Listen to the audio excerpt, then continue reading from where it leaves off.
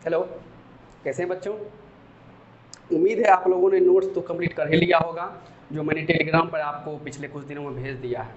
कुछ बच्चों ने तो मुझे कॉल भी किया और टेलीग्राम पर मैसेज भी किया कि सर मेरा कंप्लीट हो गया है। तो लगभग मैंने लिटरेचर के प्रोज और पोएट्री के मैंने सारे के सारे नोट्स आपको भेज ही दिए हैं टेलीग्राम के थ्रू, क्योंकि लॉकडाउन में तो सारा का सारा क्लास बंद है।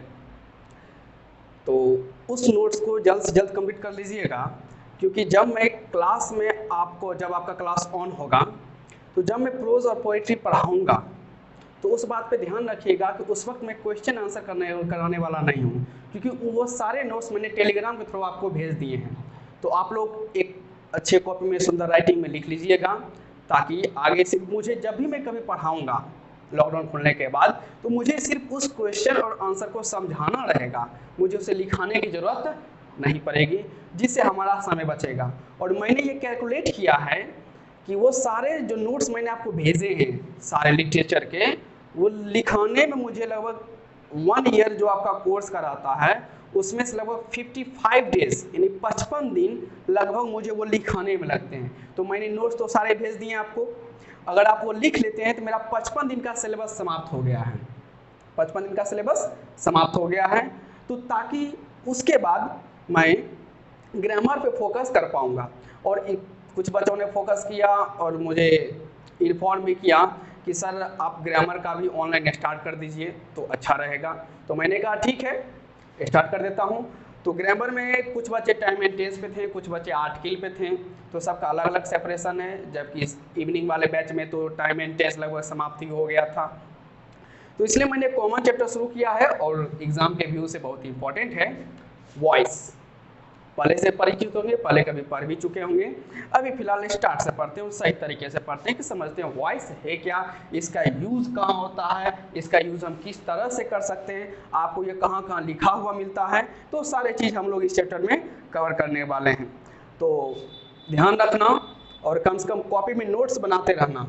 अगर कोई प्रॉब्लम हो कि बीच में अगर आप नहीं समझ पाए, या तो मुझे टेलीग्राम में मैसेज कर देना, या तो मुझे कॉल कर लेना, या तो टिक करके रखना जब क्लास ओपन होगा तो मुझे सिर्फ समझाना रहेगा आपको वॉइस, फिर मुझसे पढ़ाऊँ, मैं दोबारा पढ़ाऊँगा नहीं। अगर प्रॉब्लम ज़्यादा हुआ तो पढ़ा भी दूंगा, लेकिन जो बच्चे समझ जाएंगे वो सिर्फ अपना क्लास में आके प्रॉब्लम क्लियर कर लेंगे कि सर मुझे यहाँ पर सिर्फ समझना है, मेरा चैप्टर क्लियर हो गया है। अब बाद में एक्सरसाइज हम लोग कंप्लीट कर लेंगे क्लास में।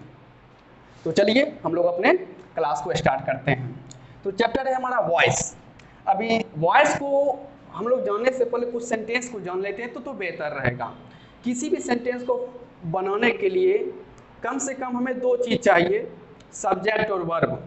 और ज़्यादा से ज़्यादा अगर आपको डालना है देखो ऑब्जेक्ट भी आप रख सकते हैं। इन्हीं एक पूरा सेंटेंस बनने के लिए सब्जेक्ट चाहिए, वर्ब चाहिए और ऑब्जेक्ट चाहिए। 3 चीज़ चाहिए, सब्जेक्ट, वर्ब और ऑब्जेक्ट। सब्जेक्ट क्या करता है, किसी भी सेंटेंस में जो काम करता है, डूअर। जैसे मैं पढ़ा रहा हूँ तो यहाँ मैं जो हूँ ये क्या हूँ, सब्जेक्ट हूँ कि मैं काम कर रहा हूँ। वर्ब, जो काम मैं करता हूँ, जैसे मैं भी क्या कर रहा हूँ, मैं आप सबको पढ़ा रहा हूँ, यहाँ जो पढ़ाना है ये मेरा वर्ब हो गया, काम हो गया। अब है कि ऑब्जेक्ट क्या है, ऑब्जेक्ट कर्म कि जो एक्शन है वो किस पे पढ़ रहा है। जैसे कि मैं पढ़ा रहा हूँ, ये पढ़ाने का एक्शन किस पे पढ़ रहा है, आप लोगों पे पढ़ रहा है, तो आप लोग हो गए ऑब्जेक्ट। फिर से बता रहा हूँ, अभी मैं पढ़ा रहा हूँ तो मैं जो हूँ सब्जेक्ट हूँ, मैं जो काम अभी कर रहा हूँ पढ़ाने का वो हमारा वर्ब है। और जो आप पे पढ़ने का इफेक्ट पड़ रहा है, आप पर इफेक्ट पड़ेगा कि मेरा जो पढ़ाने का काम है टीचिंग, इसका इम्पैक्ट जाएगा आप लोगों पर, तो आप लोग हो गए ऑब्जेक्ट। ओके, तो 3 चीज, सब्जेक्ट, वर्ब, ऑब्जेक्ट। अब जैसे हमारा पहला सेंटेंस है मौसम राइट्स अ लेटर, तो इसमें जो देखिए मौसम हमारा सब्जेक्ट है, writes verb, a letter object हो गया। अब ये कैसे हुआ, तो मौसम राइट्स लेटर यानी मौसम पत्र, एक पत्र लिखती है। तो यहाँ लिखने का काम कौन कर रही है, मौसम, यानी मौसम काम कर रही है, तो ये हमारा हो गया सब्जेक्ट। अब मौसम काम क्या कर रही है, तो राइट लिखने का काम कर रही है, तो वो हो गया वर्ब। अब ये लिखा किस पे जा रहा है, लिखने का इम्पैक्ट किस पे पड़ रहा है, प्रभाव ए लेटर पे, यानी ये हो गया हमारा ऑब्जेक्ट हो गया। तो मौसम सब्जेक्ट है, राइट्स वर्ब है और ए लेटर ऑब्जेक्ट हो गया। सेम नीचे सेंटेंस में आते हैं, सी इज प्लेइंग क्रिकेट, तो सी सब्जेक्ट, इज प्लेइंग हमारा वर्ब हो गया और क्रिकेट हमारा ऑब्जेक्ट हो गया, क्योंकि सी खेलने का काम कर रही है और खेलने का काम हो किस पे रहा है, क्रिकेट पे, तो वो हो गया हमारा ऑब्जेक्ट।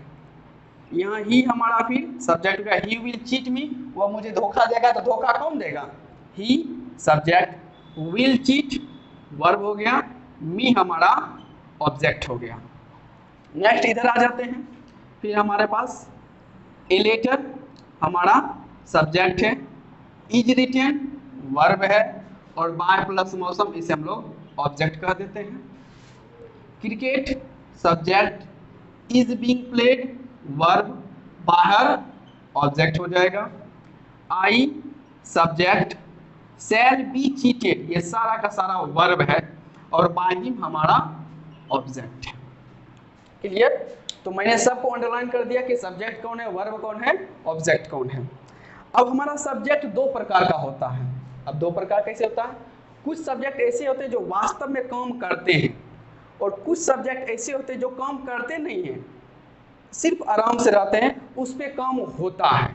ओके, तो हम देखते हैं कि ऐसा कौन सा सब्जेक्ट है जो काम वास्तव में करता है और ऐसा कौन सा सब्जेक्ट है जो काम वास्तव में नहीं करता है। तो चलिए उस पर देख लेते हैं। अब मौसम राइट्स ए लेटर, तो मौसम एक पत्र लिखती है, तो मौसम क्या है, एक एक्शन तो कर रही है कि वो लिखने का काम कर रही है। तो जो भी काम करता है हम लोग नॉर्मली जानते हैं कि उसे हम लोग एक्टिव कहते हैं। जो काम करता है वो एक्टिव हुआ, यानी कि कहते हैं सक्रिय, जो काम करता है। इसी का उल्टा होता है जो काम नहीं करता है, एक्टिव जो काम करता है, और इसी का अपोजिट है पैसिव, यानी हिंदी में से कहते हैं अक्रिय, जो काम नहीं करता। तो जो काम करेगा उसे हम लोग कहेंगे एक्टिव और जो काम नहीं करेगा उसे हम लोग कहेंगे पैसिव। तो यहाँ मौसम काम कर रही है, तो यहाँ जो हमारा सब्जेक्ट है ये एक्टिव है। ओके, फिर नेक्स्ट सेंटेंस आते हैं, सी इज प्लेइंग ए क्रिकेट, वह क्रिकेट खेल रही है। तब यहाँ सी जो है हमारा सब्जेक्ट ये एक्टिव है, क्योंकि खेलने का काम तो यह कर रही है। नेक्स्ट आते हैं, ही विल चीट मी, वह मुझे धोखा देगा। तो धोखा कौन देगा, ही, यानी कि धोखा देने का काम यह करेगा, तो यानी काम करेगा तो यह होगा एक्टिव। यानी कि हमारा जो सब्जेक्ट मौसम, सी और ही है, ये तीनों का तीनों एक्टिव है, यानी काम कर रहा है, तो इसे एक्टिव में रख देते हैं। अब इधर गौर करते हैं, यहाँ a letter is written by Mausam, यानी कि एक पत्र मौसम के द्वारा लिखी जाती है। अब यहाँ गौर कीजिए, यहाँ जो लिखने का काम हो रहा है, लिखने का काम किसके द्वारा हो रहा है, मौसम के द्वारा। लेकिन क्या मौसम यहाँ सब्जेक्ट है, जी नहीं, मौसम ऑब्जेक्ट है। सब्जेक्ट हमारा कौन है, ए लेटर। अब ए लेटर जो हमारा पत्र है वो कभी कोई काम कर नहीं सकता है, वो काम कर नहीं सकता है। हाँ, उस पर काम हो सकता है। क्या हो सकता है कि a letter is written by Mausam. अब यहाँ जो एक्शन हो रहा है रिटन, लिखने का काम हो रहा है, लिखने का काम किस पे हो रहा है, ए लेटर पे। किस पे हो रहा है, ए लेटर पे। इन सारे सेंटेंस में आप गौर कीजिएगा, जहां सब्जेक्ट हमारा एक्टिव रहता है, जैसे राइट्स, लिखने का काम किस पे हो रहा है, ए लेटर पे। प्लेइंग, खेलने का काम किस पे हो रहा है, क्रिकेट पे। चीट, धोखा देना, धोखा देने का काम किस पे हो रहा है, मी पे, ऑब्जेक्ट के। यानी जब सब्जेक्ट हमारा एक्टिव रहता है तो यहाँ जो वर्ब है, जो एक्शन होता है, वह सब्जेक्ट पे ना होकर किस पे जाता है, ऑब्जेक्ट पे। यानी ये सारा का सारा जो काम होता है वो किसी ना किसी पर चला जाता है। अब आते हैं इधर, गौर करते हैं।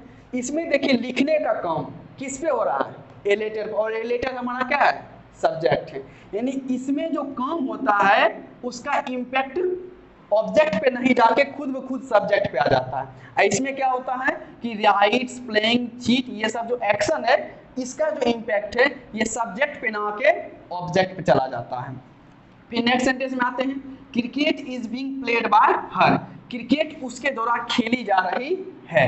अब यहाँ जो खेलने का काम है इसका इम्पैक्ट किस पे हो रहा है? क्रिकेट पे हो रहा है। अब क्रिकेट देखिए हमारा सब्जेक्ट है, लेकिन क्या क्रिकेट का भी कोई काम कर सकता है? नहीं कर सकता है। समझ गए?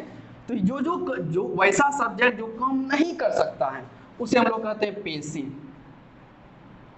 तो यहाँ क्रिकेट भी हो जाएगा पेसिव, क्योंकि ये काम करता नहीं बल्कि इस पे काम हो रहा है। लिखने का काम लेटर पे हो रहा है, खेलने का काम क्रिकेट पे हो रहा है, कर कोई और रहा है, जो हमारा सब्जेक्ट नहीं ऑब्जेक्ट है। और लास्ट सेंटेंस है हमारा I shall be cheated by him, कि मैं उसके द्वारा ठगा जाऊंगा, मैं उसके द्वारा ठगा जाऊंगा। अब यहाँ जो हमारा सब्जेक्ट है मैं यानी आई, ये क्या काम कर रहा है? धोखा देने का काम मैं कर नहीं रहा हूं, मैं उसके द्वारा ठगा जाऊंगा। तो ठगने वाला वह है, समझ गए? ठगने वाला कोई और है, लेकिन जो हमारा सब्जेक्ट है ये धोखा देने का काम करता नहीं। जैसे हमारा यहाँ है ही विल चीट मी, तो यहाँ जो हमारा सब्जेक्ट ही है, जो सब्जेक्ट है ये धोखा देगा, किसे देगा? इसे। तो धोखा देने का काम ये कर रहा है इसलिए एक्टिव हुआ। लेकिन यहाँ है I shall be cheated by him, कि मैं उसके द्वारा ठगा जाऊंगा, तो ये काम ठगने का कर नहीं रहा है बल्कि इस पे ठगने का काम हो रहा है। तो यहाँ हमारा सब्जेक्ट एक्टिव नहीं है, पेसिव है। ओके, और इसमें जो धोखा देने का इम्पैक्ट है वो आ जाएगा हमारे सब्जेक्ट पे। समझ गए बच्चों? तो हमारा जो मेन पॉइंट बनता है कि ये एक प्रकार का सेंटेंस है ये सब, जिसमें सब्जेक्ट हमारा एक्टिव रहता है और ये जो भी काम करते हैं इनका इम्पैक्ट किसी और पे पड़ता है। और इधर के जो सेंटेंस है इनसे हमारा मेन पॉइंट ये बनता है कि ये जो भी काम इस प्रकार के सेंटेंस में हो रहा है, चाहे वो लिखने का हो रहा हो, खेलने का हो रहा है, चीटेड का हो रहा है, धोखा देने का, ये काम किसी और पे नहीं होता है बल्कि हमारे सब्जेक्ट पे हो जाते हैं। यानी जो हमारा इम्पैक्ट है वो सब्जेक्ट पे पड़ जाता है। तो इसमें जो हमारा सारा सब्जेक्ट है मौसम, सी, ही, सबका सब एक्टिव है, और जो ए लेटर है, क्रिकेट है, आई है, यहाँ पे जो हमारा सब्जेक्ट है वो सबका सब पेसिव है, यानी वो काम करता नहीं बल्कि उस पर काम हो जाता है। तो क्लियर? तो दो सब्जेक्ट, वैसा सब्जेक्ट जो काम करता है उसे एक्टिव कर देते हैं, और जो काम नहीं करता बल्कि उस पर काम हो जाता है उसे हम लोग पेसिव करते हैं। इसीलिए हमारा जो वॉइस है यह दो प्रकार का है, एक हम लोग कहते हैं एक्टिव, एक कहते हैं पेसिव, यानी एक्टिव वॉइस और पेसिव वॉइस। बात एक ही है कि मौसम राइट्स ए लेटर, मौसम एक पत्र लिखती है, और a letter is written by Mausam, कि एक पत्र मौसम के द्वारा लिखी जाती है। इम्पैक्ट क्या है कि इसमें सिर्फ सब्जेक्ट हमारा एक्टिव रहता है, इसमें जो हमारा सब्जेक्ट वो एक्टिव नहीं रहता, वो पेसिव रहता है। बात एक ही है, बस फर्क पड़ जाता है सेंटेंस का रूप। इसमें सेंटेंस का रूप थोड़ा अलग है, इसमें सेंटेंस का रूप कुछ और है, लेकिन बात दोनों का दोनों सेम ही कहता है। तो बात कहेगा एक ही, बस उसे दो भाग में बांट देता है। तो वॉइस हो गया हमारा दो प्रकार का, एक्टिव वॉइस और पेसिव वॉइस। क्लियर? अब इस सब का डेफिनेशन जान लेते हैं। तो वॉइस, सबसे पहले हमारा वॉइस क्या है? It is a form of a sentence, it is a form of a sentence, यानी कि जो वॉइस है हमारा यह अ form of a sentence, sentence का एक रूप है। वॉइस जो होता है हमारा दो है, एक्टिव और पेसिव वॉइस। ये क्या है? वाक्य का एक रूप है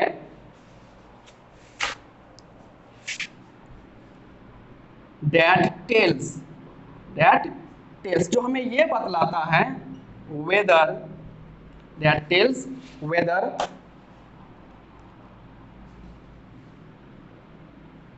द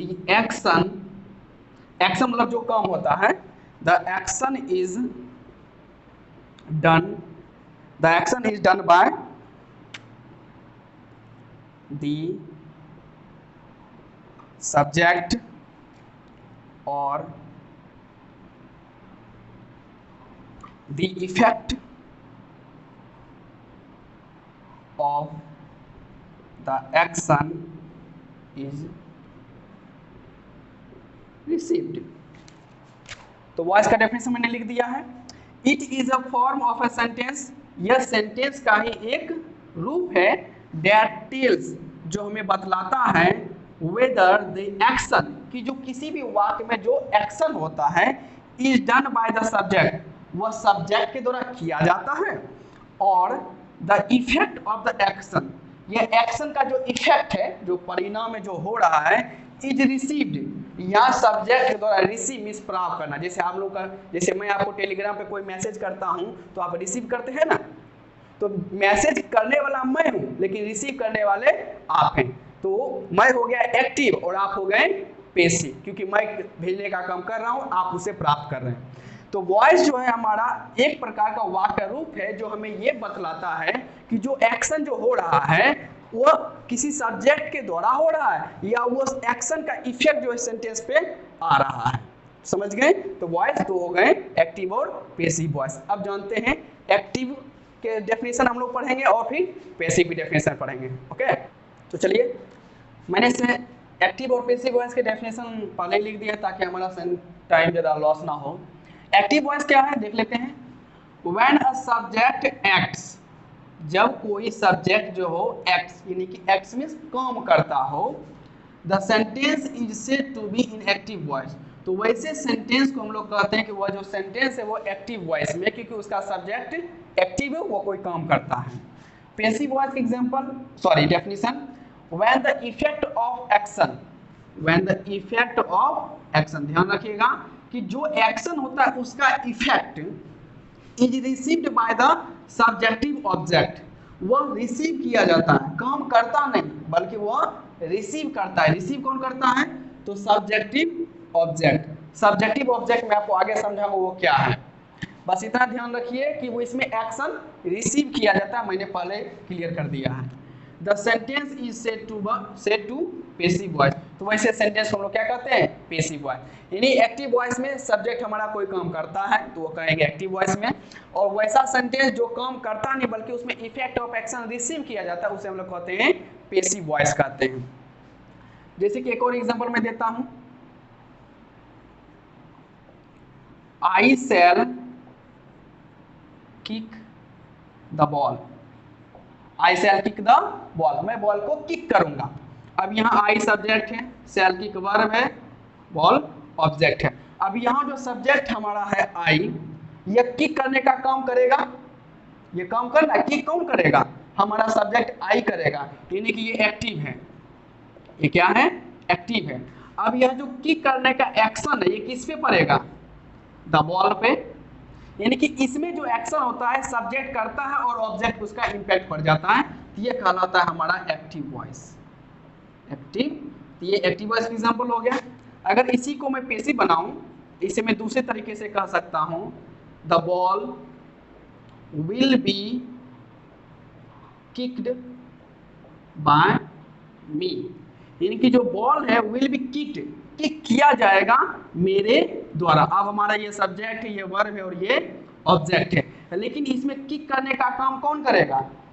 बॉल तो खुद तो किक होगा नहीं, उसे कोई ना कोई किक करेगा, लेकिन जो किक करने वाला है वो हमारा यहाँ सब्जेक्ट ही नहीं है। सब्जेक्ट तो हमारा बॉल है, तो बॉल तो खुद किक नहीं होगा, उसे कोई करने वाला चाहिए। नहीं, हमारा यहाँ सब्जेक्ट काम करता नहीं है, बल्कि ये जो किक करने का काम है ना, ये इसका इम्पैक्ट रिसीव करेगा।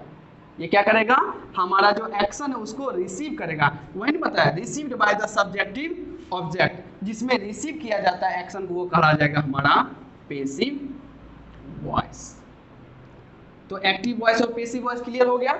एक्टिव वॉइस में कोई एक्शन करता है हमारा सब्जेक्ट, और पैसिव वॉइस में उसको रिसीव किया जाता है। और फर्स्ट चैप्टर में जैसा मुझे लगता है बुक में, ग्रामर बुक में यही है, आपको एक्टिव वॉइस और पैसिव वॉइस पहचानना है। नोट में एक बात को और ध्यान रखिएगा कि पैसिव वॉइस में हमेशा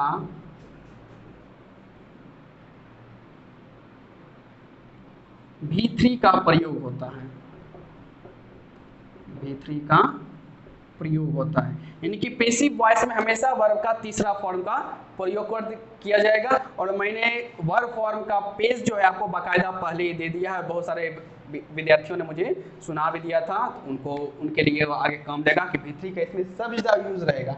एक्टिव वॉइस में आपके सब वर्ब जो है वो बदलते रहेंगे, कभी V1, कभी V2, V3, V4, V5 कुछ भी आ सकता है, लेकिन पेशी में हमेशा वर्ब का तीसरा फॉर्म आपको इंपॉर्टेंट रखेगा। यानी कि अगर आपको एक्टिव से पेसिव सीखना है तो आपको V3 याद रखना पड़ेगा, समझ गए? तो V3 जो मैंने पेज दिया है उसे फिर से देख लें, और जिन बच्चों को याद हो उनके लिए तो प्लस पॉइंट है, समझ गए? तो ये हो गया हमारा एक्टिव और पैसिव वॉइस क्लियर हो गया। अब हम लोग ये जानने की कोशिश करते हैं कि इसका यूज कहाँ कहाँ होता है, कि जो हम लोग एक्टिव और पैसिव पढ़ रहे हैं इसका यूज कहाँ कहाँ होता है। खासकर पैसिव वॉइस का यूज हम लोग अक्सर देखते हैं, कहाँ कहाँ देखते हैं सो देख लेते हैं। कोई भी अगर साइंटिफिक एक्सपेरिमेंट होता है, साइंटिफिक एक्सपेरिमेंट, हम लोग अक्सर कॉलेज और स्कूलों में ये साइंस के प्रैक्टिकल कॉपी बनाते हैं, खासकर फिजिक्स, केमिस्ट्री और बायो का तो बनाया करते हैं, तो वो साइंटिफिक एक्सपेरिमेंट, न्यूज़ हेडलाइंस और कोई भी अगर हम नोटिस सूचना देना चाहते हैं तो उसमें हम लोग पैसिव वॉइस का यूज करते हैं। जी बच्चों, पैसिव वॉइस का यूज साइंटिफिक एक्सपेरिमेंट में, न्यूज़ हेडलाइंस में, नोटिस में और भी बहुत सारी चीज़ों में यूज किए जाते हैं। किसका? पैसिव वॉइस का। जैसे हम लोग, आप लोग एक्सपेरिमेंट जब लिखते होंगे कॉपी में या करते होंगे, बुक में भी लिखा रहता है एक्टिविटी 1.2, 1.3, उसमें देखिएगा एक ऐसा वाक्य लिखा रहता है, एक बीकर लीजिए। कोई भी जो एक्टिविटी हम लोग करते हैं सब पे लिखा हुआ रहता है कि एक बीकर लीजिए। अब वहाँ जो है, जो बीकर लेने वाला कोई और है, लेने वाला उसका मेंशन नहीं किया जाता है, सिर्फ कहता है एक बीकर लीजिए, इस तरह से लिखा रहेगा।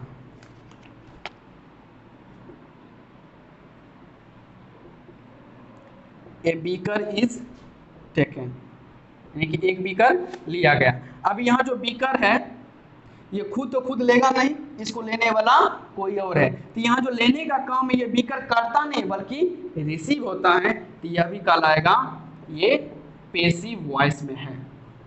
ओके। दूसरा हम लोग अक्सर न्यूज़ में पढ़ते हैं, न्यूज़ का हेडलाइन रहता है,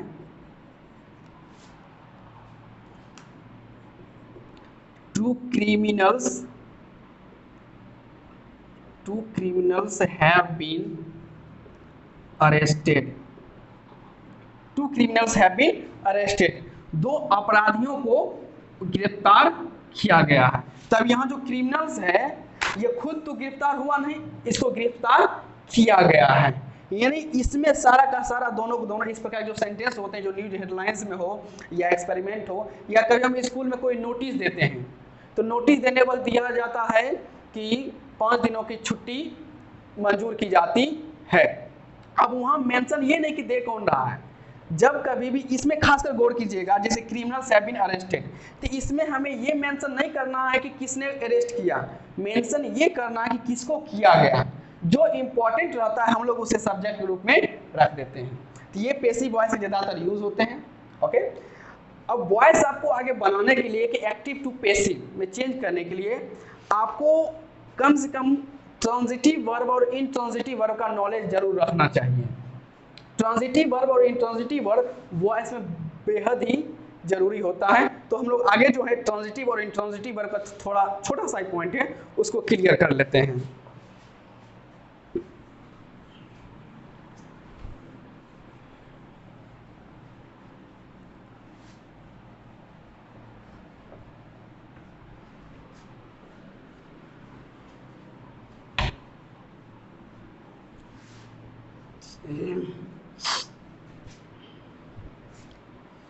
चलिए, बोर्ड साफ हो गया हमारा।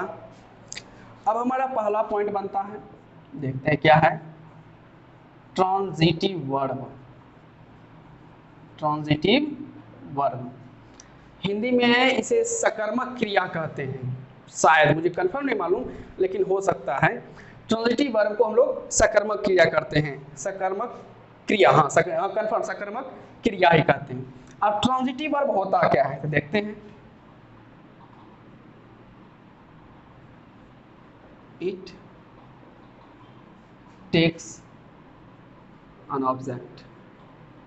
It takes an object, या सीधी छोटा सा डेफिनेशन है, इट टेक्स एन ऑब्जेक्ट, यह ऑब्जेक्ट लेता है। अब ऑब्जेक्ट लेने का क्या मतलब हुआ, तो पहला जो मैंने 3 सेंटेंस लिखाया था उस पर जरा गौर कीजिएगा। अब हमें मेनली गौर करना है हमें वर्ब पे, हमें सब्जेक्ट पे इस पर गौर नहीं करना, हमें सिर्फ गौर करना है हमारा जो वर्ब है इस पे। अब इसमें देखिए ट्रांजिटिव वर्ब होता है इट टेक्स एन ऑब्जेक्ट, ये ऑब्जेक्ट लेता है। यहाँ आ रहा है शी इज प्लेइंग क्रिकेट। अब प्लेइंग मींस क्या हुआ, खेलना, ये हमारा वर्ब है। अब ये खेलना जो है ये काम किस पे हो रहा है, क्रिकेट पे। तो ये जो हमारा प्लेइंग है ये इसे कोई ना कोई कर्म तो चाहिए, ऑब्जेक्ट तो चाहिए ताकि दर्शा सके कि हो क्या रहा है। तो यानी प्लेइंग जो है इसने क्या लिया है, ऑब्जेक्ट लिया है, और ऑब्जेक्ट में क्या है, क्या है, क्रिकेट। तो वह वर्ब जो ऑब्जेक्ट को लेता है, यानी उसके बाद ऑब्जेक्ट आना जरूरी ही है, उसे हम लोग कहते हैं ट्रांजिटिव वर्ब कहते हैं। सॉरी मैंने ऊपर वाला बताया नहीं, देख लेते ऊपर वाला भी। मौसम राइट्स अ लेटर। अब मौसम यहाँ एक काम कर रही है लिखने का, जो वर्ब है। अब ये लिखने का काम होगा किस पे, ए लेटर पे, जो कि ऑब्जेक्ट है।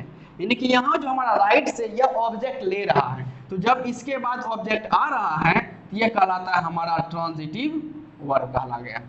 फिर इधर आ जाते हैं, ही विल चीट मी। अब यह धोखा देने का काम किस पे होगा, ऑब्जेक्ट तो चाहिए, किसी ना किसी को, वो खुद को धोखा नहीं देगा, वो किसी और को धोखा देगा। तो जो धोखा दे रहा है यहाँ मी है, इस पे धोखा देने का काम हो रहा है, तो ये कहला जाएगा हमारा ट्रांजिटिव वर्ब, क्योंकि इसने ऑब्जेक्ट लिया है। तो वैसा वर्ब जो ऑब्जेक्ट लेता है उसे हम लोग कहते हैं ट्रांजिटिव वर्ब। अब इसका अगर पता करना हो, जैसे मौसम राइट्स अ लेटर, मौसम पत्र लिखती है, इसका क्वेश्चन कीजिए क्या लिखती है, इसका क्या से क्वेश्चन कीजिए, मौसम क्या लिखती है, तो आंसर में आएगा ना ए लेटर, यानी वो हमारा ऑब्जेक्ट है। नेक्स्ट सेंटेंस है शी इज प्लेइंग क्रिकेट, वह क्या खेलती है, क्रिकेट खेलती है। इसमें भी क्या से क्वेश्चन करेंगे तो आंसर में क्या आ जाएगा, क्रिकेट। तो जब आंसर आ जाएगा समझिएगा वो ऑब्जेक्ट है, और जब आंसर आ जाए यानी जो वर्ब है वो ट्रांजिटिव वर्ब है। ही विल चीट मी, अब वह किसे धोखा देगा, दो है क्या और किसे, ही विल चीट मी, वह किसे धोखा देगा, तो मुझे मी आया ना ऑब्जेक्ट, यानी आंसर आ गया, यानी वो कहला जाएगा ट्रांजिटिव वर्ब। समझ गए, ट्रांजिटिव वर्ब जो ऑब्जेक्ट लेता है। इसका जस्ट अपोजिट है इंट्रांजिटिव वर्ब। अब इंट्रांजिटिव निश्चित है वैसा ही, इसका अपोजिट है, ये ऑब्जेक्ट लेता है, ये ऑब्जेक्ट नहीं लेगा। तो इट डजंट टेकन ऑब्जेक्ट, यह ऑब्जेक्ट नहीं लेता है। अब कैसा सेंटेंस है सो देख लेते हैं। सी स्लीप्स, वह सोती है। अब ये सोने का काम किसी पे हो नहीं रहा, सी स्लीप्स वह सोती है, ये हमारा सब्जेक्ट है, ये हमारा वर्ब है। अब सोने का काम किसी पे हो रहा है, बल्कि ये खुद सो रही है। तो यहाँ जो हमारा स्लीप्स है इसके बाद कोई ऑब्जेक्ट आना जरूरी नहीं है, तो वैसा वर्ब जो ऑब्जेक्ट लेगा ही नहीं वो कहला जाएगा इंट्रांजिटिव वर्ब। तो यहाँ जो हमारा ये जो स्लीप्स वर्ब है यह हो जाएगा इंट्रांजिटिव वर्ब। फिर नेक्स्ट एग्जांपल देख लें, यू रन, तुम दौड़ते हो, ये सब्जेक्ट है, ये वर्ब है।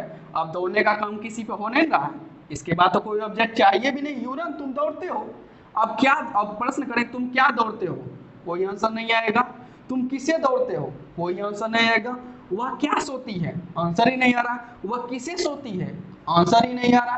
यानी कि क्या और किसे से, क्या और किसे हम लोग इन दोनों से प्रश्न पूछते हैं। अगर जवाब आ गया ट्रांजिटिव वर्ब, जवाब नहीं आया तो इंट्रांजिटिव वर्ब। उसी प्रकार कुछ और एग्जांपल है, जैसे ही जंप्स, वह कूदती है, तो क्या कूदती है, किसे कूदती है, जवाब ही नहीं आएगा। नंबर 4 यही तो नहीं दीजिए, समझता ही गया। तो समझ गए बच्चों, जो हमारा वैसा वर्ब जो ऑब्जेक्ट लेगा वो कहलाएगा ट्रांजिटिव, और पता करने के लिए आपको उसमें क्या और किसे से प्रश्न करना पड़ेगा। और इंट्रांजिटिव वर्ब जो ऑब्जेक्ट लेता ही नहीं है। अब नोट में एक बात और ध्यान रखिएगा बच्चों,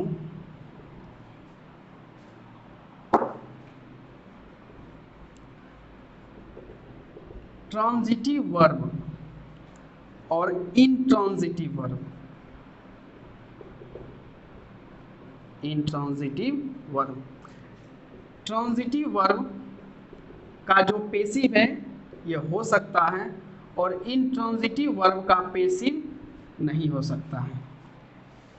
अब इसका मतलब क्या हुआ कि जो भी हम लोग एक्टिव से पेसिव चेंज करेंगे उसमें मुझे ट्रांजिटिव वर्ब चाहिए। ट्रांजिटिव वर्ब का मतलब क्या हुआ कि ऑब्जेक्ट चाहिए। जब तक ऑब्जेक्ट नहीं रहेगा तब तक आप एक्टिव को पेसिव में चेंज ही नहीं कर पाएंगे। तो इसलिए ऑब्जेक्ट चाहिए और ऑब्जेक्ट होगा किसमें? ट्रांजिटिव वर्ब में। इसलिए ट्रांजिटिव वर्ब का पेसिव बन सकता है। इंट्रांजिटिव वर्ब में आपका मालूम ही है कि ऑब्जेक्ट होता नहीं। जब ऑब्जेक्ट रहेगा ही नहीं तो उसका पेसिव बनेगा ही नहीं, यानी कि इंट्रांजिटिव वर्ब का पेसिव नहीं बनता है। समझ गए? इस पॉइंट को याद रखिएगा और ट्रांजिटिव इंट्रांजिटिव वर्ब को खासकर लिख के रखिएगा। अब आगे चलते हैं।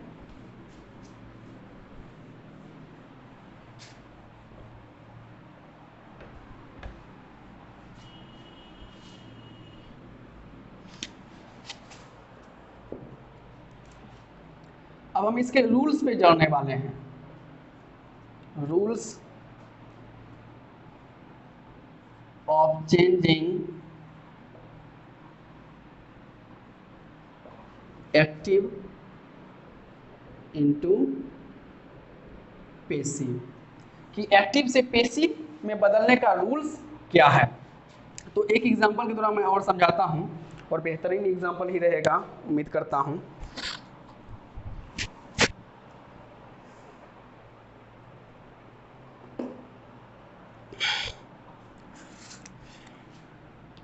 ए भी का मतलब हो गया एक्टिव वॉइस और जो मैं पी भी लिखूंगा उसका मतलब हुआ पेसिव वॉइस। मैं यहाँ लिख भी दे रहा हूँ नोट में। ए भी का मतलब एक्टिव वॉइस और पी भी का मतलब पेसिव वॉइस रहेगा। एक्टिव वॉइस एक एग्जांपल ले लेते हैं। सिंपी लव्स श्याम। सिंपी लव्स श्याम। चलो श्याम क्यों लिखे? बहुत अच्छा नाम मुझे याद आ गया, गोपाल।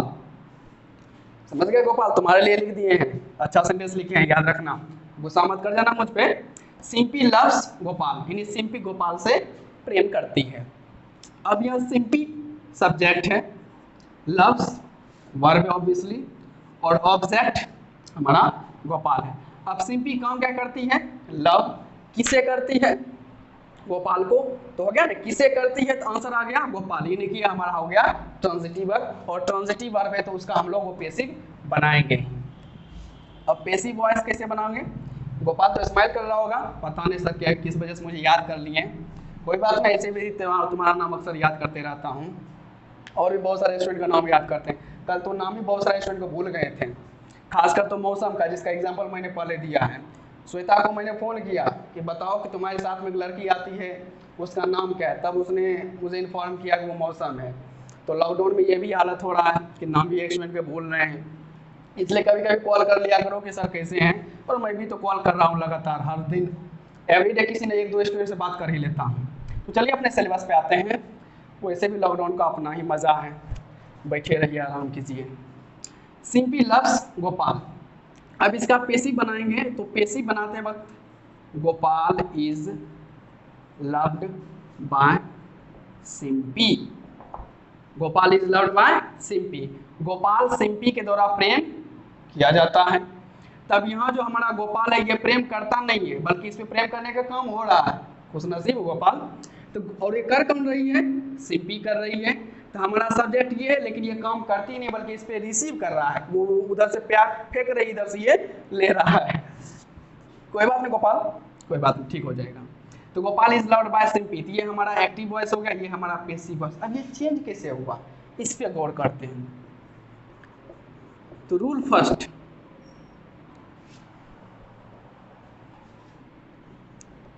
कि एक्टिव वॉइस के ऑब्जेक्ट को पैसिव वॉइस का सब्जेक्ट बनाएं। अभी देखिएगा, एक्टिव वॉइस का जो ऑब्जेक्ट है हमारा गोपाल, इसको मैंने क्या किया, पेसिव वॉइस में मैंने सब्जेक्ट लिख दिया। यानी एक्टिव वॉइस का जो हमारा ऑब्जेक्ट होता है ना, वो हमारा पेसिव का सब्जेक्ट होता है। फिर से बता रहा हूं, एक्टिव वॉइस का जो ऑब्जेक्ट है गोपाल, इसको पेसिव वॉइस के सब्जेक्ट में लिख देते हैं। यानी यहां जो ऑब्जेक्ट रहेगा उसको पेसिव बदलते वक्त यहां लिख दीजिए। पहला रूल हुआ। रूल सेकंड हमारा है,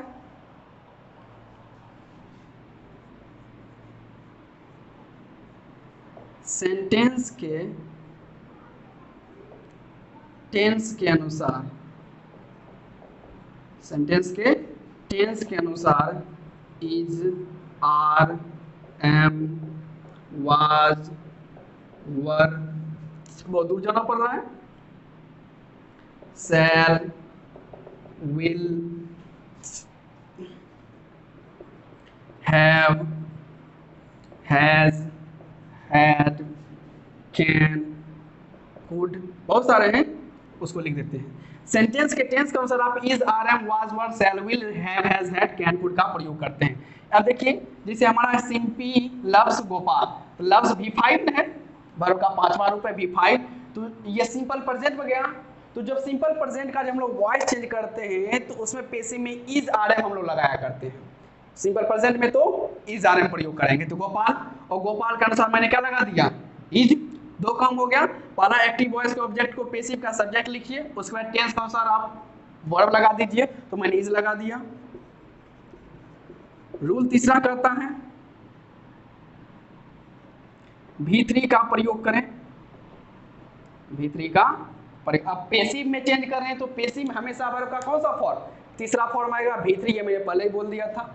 अब यहां जो हमारा वर्ब है लव, इसका V3 हो गया लव्ड। ओके, तो मैंने V3 कर दिया।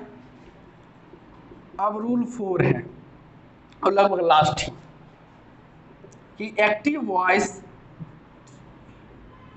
के सब्जेक्ट को पेसिव वॉइस में बाय के साथ लिखें। अब देखिए, हमारा एक्टिव वॉइस का हमारा सब्जेक्ट क्या है, Simpy.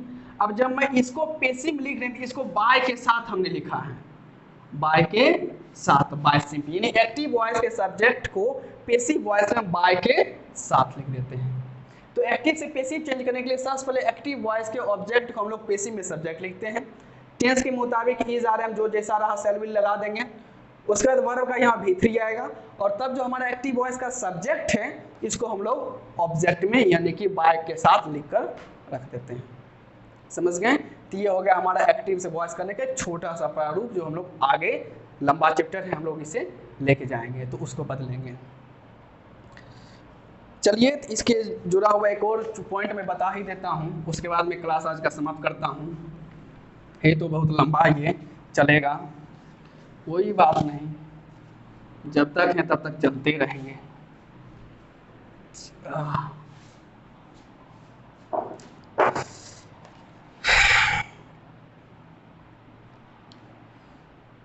Important point first, important point हमारा फर्स्ट है, और इसे हम लोग हेडिंग में लिखेंगे, change of person, change of person. अब कुछ कुछ व्यक्ति बच्चों का बुद्धि खिले होगा। पर्सन मालूम ने क्लास में पढ़ा चुके हैं पहले ही। पर्सन 3 है, first person, second person, third person. First person में आई और वी जो काम करता है, सेकंड पर्सन में यू जिस पे काम होता है, और थर्ड पर्सन में ही, सी, इट नाम दे करके आते हैं, जो जिसके बारे में कुछ हम लोग बात करते हैं। तो person 3, first person, second person और थर्ड पर्सन। अब चेंज ऑफ पर्सन कैसे होता है, तो दो टेबल हम लोग सबसे पहले बना लेते हैं, एक सब्जेक्ट का और एक ऑब्जेक्ट का। जैसे सब्जेक्ट में अगर रहेगा हमारा I, we, you, he, she it और दे।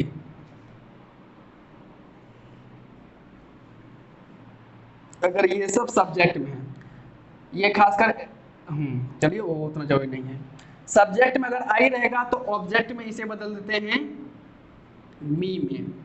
अगर वी है अस, यू का यू ही को हिम में, सी को हर, इट का इट ही रहता है और दे का देम हो जाता है। जब भी हम लोग एक्टिव से पेसिव या पेसिव से एक्टिव में चेंज करेंगे, अगर आपको आई है और उसे आप बदलने जा रहे हैं उसके प्लेस को, तो आप मी में कन्वर्ट कर सकते हैं, वी को अस में, यू को यू में, ही को हिम में, सी को हर में, इट को इट और दे को देम। और इसका अपोजिट ही होता है, अगर मी है और उसका प्लेस हम लोग चेंज कर रहे हैं तो मी को पलट के हम लोग लिख देते हैं आई, अस वी में, यू में, him he, her, see it it और देम है तो उसे बदल देते हैं दे में। तो दोनों चेंज होते हैं, सब्जेक्ट सब्जेक्ट और ऑब्जेक्ट से सब्जेक्ट में चेंज होते रहते हैं। और बेहद इंपॉर्टेंट है आने वाले के लिए, ध्यान रखिएगा V3 और चेंज ऑफ पर्सन, ये खास कर याद रखिएगा। और इसके एग्जांपल्स हम लोग समझ लेते हैं। चलिए एग्जांपल इधर लिख देता हूं, जैसे है I write a letter, I write a letter. अब ये हमारा सब्जेक्ट है, ये वर्ब है और ये हमारा ऑब्जेक्ट है, सब्जेक्ट वर्ब और ऑब्जेक्ट। और पेसिव का रूल तो मैंने अभी जस्ट बताया ही था, rules of changing active into passive, तो उस पर ध्यान रखिएगा और कॉपी में सब नोट डाउन कर लेना, ध्यान रखना ये बात भूलना नहीं। तो सबसे पहले रूल फर्स्ट था कि जो एक्टिव वॉइस का ऑब्जेक्ट उसको पहले लिखें, तो ए लेटर को पहले लिख दीजिए, ए लेटर। अब टेंस के मुताबिक is are am was were जो लगा सकते हैं। I write a letter, write हमारा वर्ब का पहला फॉर्म है और वर्ब का पहला फॉर्म सिंपल प्रेजेंट में आता है और सिंपल प्रेजेंट का जब पेसिव चेंज होता है तो इज आर एम लगाते हैं, तो ए लेटर सिंगुलर है तो लग जाएगा इज।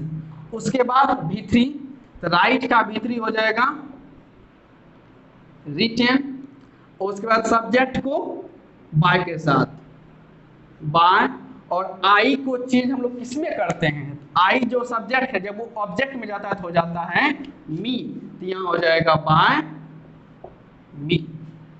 ओके, ए लेटर को पहले टेंस के मुताबिक प्रेजेंट में था, सिंपल प्रेजेंट था तो इज, V3 रिटेन और बाय का ऑब्जेक्ट हो गया बाय मी। एक और एग्जांपल देख लेते हैं,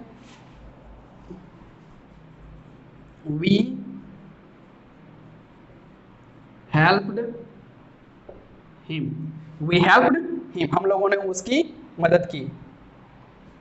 अब हमारा यहाँ ऑब्जेक्ट वर्ब सब्जेक्ट, पेसिव में चेंज करेंगे तो सबसे पहले ऑब्जेक्ट को लाते हैं, तब हिम जो है ऑब्जेक्ट है, लेकिन जब सब्जेक्ट में आएगा तब हिम ऑब्जेक्ट में, और जब सब्जेक्ट में आता है तो ये हो जाता है ही, यहाँ लिखेंगे ही।